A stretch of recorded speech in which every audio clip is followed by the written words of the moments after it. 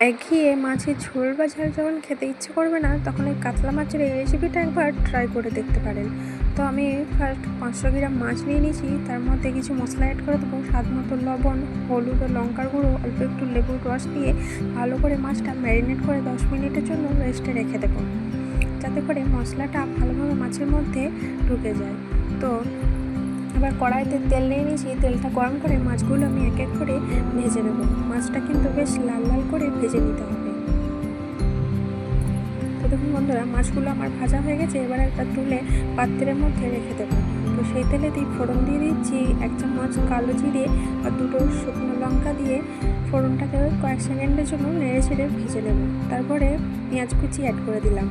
পেঁয়াজটার থেকে ভালোভাবে পেঁয়াজটাকে ভেজে নেব। পেঁয়াজটাকে বেশ কিন্তু কড়া করেই ভেজে নিতে হবে। তো এই পর্যায়ে আমি পেঁয়াজটা এরকম আমার ভাজা হয়ে গেছে, ঠিক এরকম পর্যায়ে থাকবে।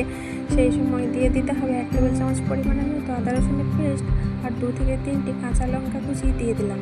তো 8 থেকে 10টা রসুনের কোয়া অ্যাড করে দিলাম। রসুনের কোয়াটা কিন্তু আগে তেলে দিলাম না, তেলে দিলে বেশি লাল হয়ে যেত, সেই জন্য আমি এখন রসুনের কোয়াটা অ্যাড করে দিলাম। অল্প একটু পানি দিয়ে মশলাটাকে ভালো করে কষিয়ে নেব। তো 5 মিনিটের মতো আমার কষানো হয়ে গেছে। এর মধ্যে কিছু মশলা অ্যাড করে দেবো, স্বাদ মতো লবণ, হলুদ ও লঙ্কার গুঁড়ো 1 টেবিল চামচ করে, আর অল্প একটু ধনে গুঁড়ো আর একটু জিরে গুঁড়ো, সামান্য চিনি দিয়ে দিলাম। চিনিটা কিন্তু অবশ্যই দিতে হবে টেস্টের ব্যালেন্সের জন্য। অল্প একটু পানি দিয়ে আবারও 2 মিনিটের মতো কষিয়ে নিলাম। তো টমেটো কুচি করে রেখেছিলাম এরকম কিউব করে, তো টমেটোটাও দিয়ে ভালো করে 2 মিনিটের মতো কুক করে নিলাম। তো আগে থেকে যে মাছটা আমি ভেজে রেখেছিলাম সেই মাছটা অ্যাড করে দিলাম।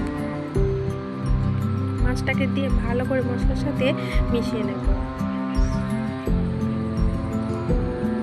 তো দেখুন মশলাটা আমার ভালো করে মেশানো হয়ে গেছে মাছের সাথে। তারপরে 1 বাটি মতো আমি পানি দিয়ে দিলাম। পানিটা দিয়ে ভালো করে সব কিছু একসাথে মিশিয়ে 10 মিনিটের জন্য এটা ফুটতে দেবো।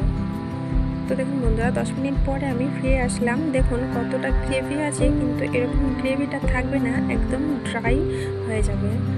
এই মাছ রান্নাটা কিন্তু একদম ড্রাই করেই রান্না করতে হবে, তবে খেতে ভালো লাগবে। বেশি গ্রেভি থাকলে ভালো লাগবে না। তো আগে থেকে এরকম পেঁয়াজ আমি টুকরো করে কেটে রেখেছিলাম বড় করে, তো সেটা আমি অ্যাড করে দিলাম। মাছের সাথে ভালোভাবে নেড়েচেড়ে মিশিয়ে একদম নামিয়ে নিলেই আমাদের মাছের এই রেসিপিটা একদম রেডি। তো দেখুন বন্ধুরা, কেমন লাগবে।